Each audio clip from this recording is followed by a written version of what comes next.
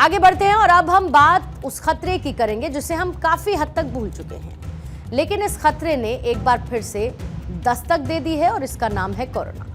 एक ऐसी महामारी जिसने पूरी दुनिया को घुटनों पर लाकर खड़ा कर दिया। बड़े बड़े देश, सुपर पावर देश यानी अमेरिका से लेकर चीन और यूरोप के देश इस वायरस से अछूते नहीं रहे, लेकिन भारत ने इस वायरस पर विजय पाकर दुनिया को एक बड़ा संदेश दिया। लेकिन एक बार फिर से कोरोना का कॉपी वायरस यानी सब वेरिएंट लौट आया है। कोरोना का सब variant Singapore, Hong Kong, Thailand, Taiwan से होते हुए भारत तक अपने पैर पसार चुका है और वजह है ओमिक्रॉन का JN.1 वेरिएंट जो तेजी के साथ फैलता है। इसी बीच भारत में अस्पताल में भर्ती होने वाले मरीजों की संख्या में बढ़ोतरी देखी जा रही है।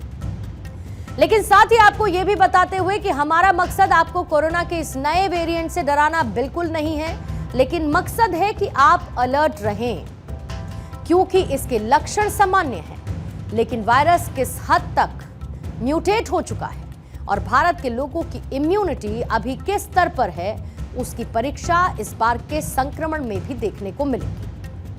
देश में कोरोना वायरस के मामलों की संख्या 3,207 हो चुकी है और अब तक कुल 20 मरीजों की मौत भी हो चुकी है। इसमें सबसे ज्यादा 1,147 एक्टिव केस केरल में है। इसके साथ दूसरे नंबर पर महाराष्ट्र है, जहां पर संख्या बड़ी है 681 की और इसके साथ देश के 60% एक्टिव केसेस इन्हीं दो राज्यों में बताए जा रहे हैं। ये टॉप 2 के हैं। साथ ही राजस्थान, पश्चिम बंगाल, कर्नाटक और मध्य प्रदेश समेत कई ऐसे राज्य हैं जहां पर कोरोना अपने पैर पसार चुका है, केसेस देखने को मिल रहे हैं। और इसी बीच ICMR यानी Indian council of medical research ने बताया कि अभी तक देश में 14 वेरिएंट मिले हैं, जिसमें LF.7 series, XFG series, JN.1 series और NB.1.8.1 वेरिएंट शामिल है। अब बात करते हैं कोरोना के NB.1.8.1 के A435S, V445H और T478I जैसे स्पाइक प्रोटीन म्यूटेशन, जो कि बाकी वेरिएंट्स की तुलना में स्प्रेड तेजी के साथ होते हैं। इन पर कोविड के खिलाफ बनी हुई इम्यूनिटी का असर नहीं होता है। हालांकि यह भी समझना होगा कि भारत में कोविड का JN.1 वेरिएंट सबसे आम है। ये ओमिक्रॉन का सब वेरिएंट है और टेस्टिंग में आधे से ज्यादा सैंपल में ये वेरिएंट मिला है। अब इसके बाद BA.2 और ओमिक्रॉन सब लाइनेज वेरिएंट, जिसके मामले भी तेजी के साथ बढ़े हैं। इसी बीच कोरोना के नमूने लेकर सीक्वेंसिंग की जा रही है ताकि नया वेरिएंट उसे समझा जा सके। मामले अभी गंभीर नहीं है, लिहाजा लोगों को चिंता भी उतनी नहीं करनी चाहिए। बस अलर्ट रहना है, क्योंकि WHO ने भी इसे बहुत चिंताजनक नहीं माना है। हालांकि निगरानी में रखे गए वेरिएंट के रूप में कैटेगराइज जरूर किया गया है। चीन समेत जो एशिया के बाकी देश हैं, वहां कोविड के बढ़ते मामलों में यही वेरिएंट नजर आया है। लेकिन खतरे को देखते हुए भारत में स्वास्थ्य विभाग अपनी तैयारी कर चुका है। कोविड को लेकर आज की डेट में अपडेट यह है कि अब तक गौतम बुद्ध नगर में जो टोटल केसेस 57 है, जिसमें से 27 फीमेल है और 30 मेल है। पिछले 24 घंटे में सर कितने नए मामले आए हैं? पिछले 24 घंटे में जो नए मामले आए हैं वो 14 मामले आए। सर, जो जितने भी मरीज आए हैं उनकी क्या इशू है? वो होम क्वारंटाइन है या हॉस्पिटल? अभी तक मोस्टली सभी जितने भी पेशेंट हैं वो होम आइसोलेशन में है और हमारा रेगुलर उनको मॉनिटरिंग और कॉलिंग कराई जा रही है। देखिए, शासन स्तर के से जो निर्देश हमें प्राप्त हुए थे उसके अकॉर्डिंग आज हमारा मॉक ड्रिल था। PSA प्लांट का बेसिकली मॉक ड्रिल था, जिसमें हमारे डॉक्टर चरण सिंह जो नोडल अधिकारी हैं इसके, उन्होंने इसको बारीकी से देखा है और जो PSA प्लांट है हमारा फुली पूरा तरीके से वर्किंग है। सभी जो हमारे वार्ड्स हैं, जो हमारी इमरजेंसी है, वहाँ पे पूरी तरह से बिल्कुल ठीक है। ऑक्सीजन की सप्लाई हो रही है वहाँ पे।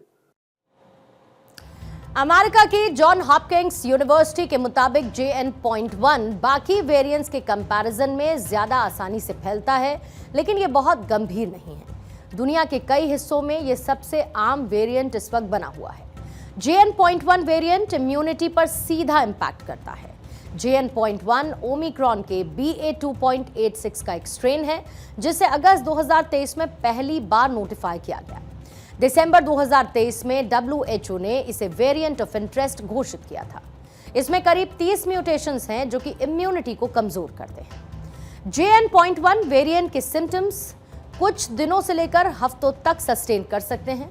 अगर आपके लक्षण लंबे समय तक सस्टेन करते हैं तो मुमकिन है कि आपको लंबे समय तक रहने वाला कोविड हो, और ऐसी स्थिति में जिसमें कोविड-19 के कुछ लक्षण ठीक होने के बाद भी बने रहते हैं। अब आपको कोरोना के इस नए JN. वेरिएंट को मात देने वाली वैक्सीन के भी बारे में बताते हैं। कोविड वेरिएंट JN.1 पर इफेक्टिव वैक्सीन की अगर हम बात करें तो पहला नाम है फाइजर बायोएनटेक mRNA वैक्सीन, दूसरा नाम है मॉडर्ना वैक्सीन, तीसरी वैक्सीन है कोवोवैक्स XBB.1.5 और साथ ही चौथी वैक्सीन है नोवावैक्स वैक्सीन, पांचवी है जेपोमेरिन केस्टाइफ, और साथ ही जो JN. वेरिएंट है इसके सिम्टम्स क्या हैं? जो ज्यादा लक्षण है वो पिछले ओमिक्रॉन स्ट्रेन में पहले ही देखे गए हैं, लगभग उसी से ये सिमिलर है, जैसे कि आपको ड्राई कफ होना या फिर सिर दर्द होना, गले में खराश रहना, बुखार यानी कि फीवर अगर आपको रहता है, और इससे संक्रमित कई ऐसे लोग हैं जिनको थकावट भी महसूस होती है।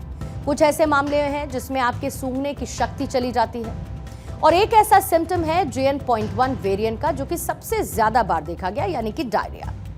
कोरोना से अपने बचाव करने के लिए कुछ सावधानियां आपको बरतनी बहुत जरूरी हैं।